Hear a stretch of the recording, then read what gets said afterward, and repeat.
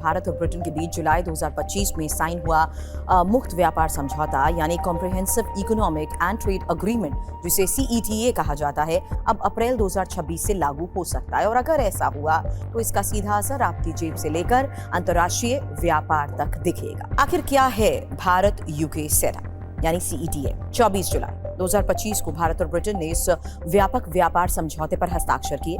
Deal के तहत ही भारत के 99% उत्पाद ब्रिटेन में बिना किसी शुल्क के निर्यात किए जा सकेंगे, यानी भारतीय कंपनीज के लिए ब्रिटिश बाजार लगभग पूरी तरह खुल जाएगा।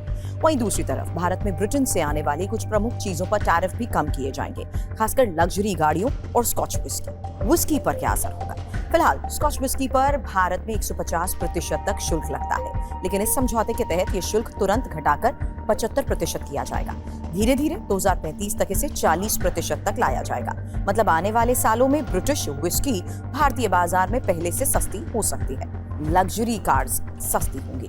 ऑटोमोबाइल सेक्टर में भी बड़े बदलाव प्रस्तावित हैं। भारत कोटा आधारित सिस्टम के तहत ही 5 वर्ष में ब्रिटेन से आने वाली गाड़ियों पर टैरिफ 110% से घटकर 10% करेगा। हालांकि ये पूरी तरह ओपन नहीं होगा, बल्कि एक निश्चित कोटा के तहत ही कम शुल्क लागू होगा। इसके बदले में भारतीय वाहन निर्माता कंपनियों को इलेक्ट्रिक और हाइब्रिड वाहनों के लिए ब्रिटेन के बाजार में बेहतर पहुंच मिलेगी। अब किन सेक्टर्स को फायदा होगा ये भी सुनिए।